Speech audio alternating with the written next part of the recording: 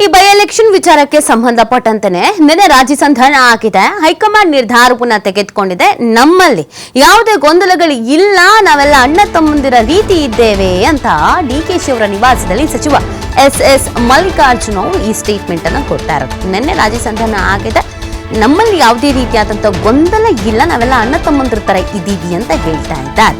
ಸಾಕಷ್ಟು ಬೆಳವಣಿಗೆಯ ನಂತರ ಬಿ ಫಾರ್ಮ್ ವಿತರಣೆಯ ನಂತರ ಈ ಸ್ಟೇಟ್ಮೆಂಟ್ ಕೊಟ್ಟಿದ್ದಾರೆ.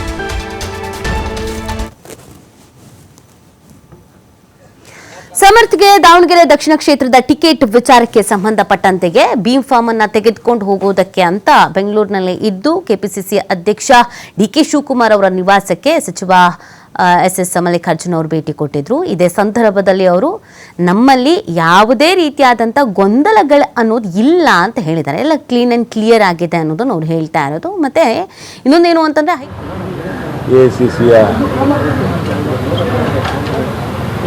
ರಂಜಿತ್ ಸುರ್ಜಿವಾಲಾ ಅವರವರು ಮತ್ತು ಎಲ್ಲ ನಮ್ಮ ಮುಸಲ್ಮಾನ್ ನಾಯಕರುಗಳು ಮತ್ತು ನಮ್ಮ ಕಾಂಗ್ರೆಸ್ ಪಕ್ಷದ ಹಿರಿಯ ನಾಯಕರುಗಳು ಎಲ್ಲರೂ ಸೇರಿ ಒಗ್ಗಟ್ಟಿನಿಂದ ಕೆಲಸವನ್ನು ಮಾಡಿ ನಮ್ಮ ಕಾಂಗ್ರೆಸ್ ಅಭ್ಯರ್ಥಿ ಬಾಗಲಕೋಟೆ ಮತ್ತು ದಾವಣಗೆರೆಯಲ್ಲಿ ಗೆಲ್ಲಿಸಬೇಕು ಅಂತ ದೃಷ್ಟಿಕೋನದಲ್ಲಿ ಮೊನ್ನೆ 2 ದಿವಸ ಮೀಟಿಂಗನ್ನು ಮಾಡಿ ಎಲ್ಲರ ಮನಸ್ಸು ಗೆದ್ದು ಎಲ್ಲರೂ ಒಗ್ಗಟ್ಟಿನಿಂದ ಈ ಒಂದು ಚುನಾವಣೆಯನ್ನು ಎದುರಿಸಬೇಕು ಅಂತ ನಿಟ್ಟಿನಲ್ಲಿ ಇವತ್ತು ನಮಗೆ ಸಮರ್ಥವರಿಗೆ ಬಿ ಫಾರಮನ್ನು ಘೋಷಣೆ ಮಾಡಿ ಇವತ್ತು ಕೊಟ್ಟಿದ್ದಾರೆ. ನಾನು ಎಸಿಸಿಗೆ ಮತ್ತು ನಮ್ಮ ಕೆಪಿಸಿಸಿಯ ಮತ್ತು ನಮ್ಮ ಕಾಂಗ್ರೆಸ್ ಪಕ್ಷದ ಎಲ್ಲ ಕಾರ್ಯಕರ್ತರಿಗೆ ಎಲ್ಲ ನಾಯಕರುಗಳಿಗೆ ತುಂಬುರದಿಂದ ಅಭಿನಂದನೆ ಸಲ್ಲಿಸ್ತೇನೆ ಮತ್ತು ಎಲ್ಲರ ಒಗ್ಗಟ್ಟಿನಿಂದ ಈ ಒಂದು ಚುನಾವಣೆಯಲ್ಲಿ ಗೆಲ್ಲೋಣ ಅಂತೇಳಿ ನಾನು ಈ ಸಮಯದಲ್ಲಿ ಹೇಳ್ಬೇಕು. ಒಂದು ಕಡೆ ಬಿಜೆಪಿಯಿಂದ ಎಸ್ ಟಿ ಸಮುದಾಯದ ಅಭ್ಯರ್ಥಿ ಟಿಕೆಟ್ ಕೊಟ್ಟಾರೆ, ಇನ್ನೊಂದು ಕಡೆಗೆ ನಿಮ್ಮ ಕಾಂಗ್ರೆಸ್ನಲ್ಲಿ ಅಲ್ಪಸಂಖ್ಯಾತ ಸಮುದಾಯ ಟಿಕೆಟ್ಗೆ ಬೇಡಿಕೆ ಇಟ್ಟಿತ್ತು.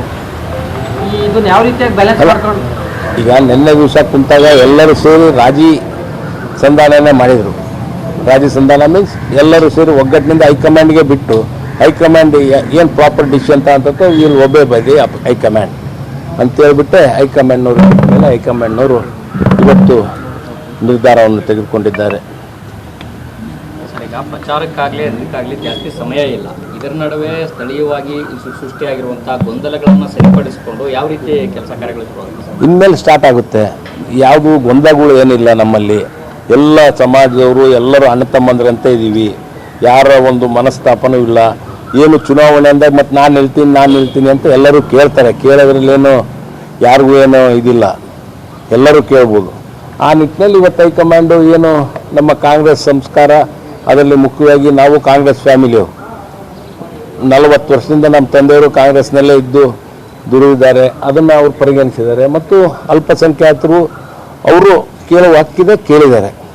ಆ ನಿಟ್ಟಿನಲ್ಲಿ ಯಾರ್ದು ಏನು ತಪ್ಪಿಲ್ಲ ಮತ್ತು ಎಲ್ಲರೂ ಇವತ್ತು ಒಮ್ಮತದಿಂದ ಸಮರ್ಥವ್ರಿಗೆ ಕೊಡ್ರಿ ಅಂತ ಹೇಳಿ ಮೇಲೆ ಹೈಕಮಾಂಡ್ ಒಪ್ಪಿದೆ. ಬಿಜೆಪಿಯಿಂದ ಮುಸ್ಲಿಂ ಮತಗಳ ವಿಭಜನೆ ಸ್ಟ್ರಾಟಜಿ ಮಾಡ್ತಾ ಇದ್ದಾರೆ. ಅಂದ್ರೆ ಮುಸ್ಲಿಂ ಅಭ್ಯರ್ಥಿಗಳ ಪಕ್ಷೇತರ ಕಣಕ್ಕಿಳಿಸೋ ಪ್ರಯತ್ನ ನಡೀತಾ ಇದೆ. ಗೊತ್ತಿಲ್ಲ, ಇನ್ನು ಕೇಳಿಲ್ಲ, ಇನ್ನು ಟೈಮ್ ಆಯ್ತಾ. ವಾಪಸ್ ತರಿಸೋ ಪ್ರಯತ್ನ ಮಾಡ್ತೀರಾ ಅಂತ ನೋಡೋಣ ಮಾಡ್ಸೋಣ, ಏನೇನು ನೋಡೋಣ, ಕೇಳೋಣ, ಏನಾಗಬೇಕು ಎಲ್ಲ ವಿಚಾರಿಸೋಣ. ಒಂದು ಅಲಿಗೇಷನ್ ಮಾಡಿದೆ ಸರ್, ಬಿಜೆಪಿಗೆ ಮುಸ್ಲಿಮರಿಗೆ ಬಿಜೆಪಿಯನ್ನು ತೋರಿಸ್ಬಿಟ್ಟು ಕಾಂಗ್ರೆಸ್ನವ್ರು ಓಟ್ ಹಾಕಿಸ್ಕೊತಾ ಇದ್ದಾರೆ ಅಂತ. ಬಿಜೆಪಿಯನ್ನು ತೋರಿಸ್ಬಿಟ್ಟು ಮುಸ್ಲಿಮರ ಓಟು ಕಾಂಗ್ರೆಸ್ ಹಾಕಿಸ್ಕೊಳ್ತಾ ಇದೆ, ಬಳಸ್ಕೊಳ್ತಾ ಇದೆ ಮುಸ್ಲಿಮರನ್ನ ಅನ್ನುವಂಥದ್ದು. ಅದು ಉಲ್ಟಾ ಆಯ್ತು, ಹಂಗೇನಿಲ್ಲ. Thank you.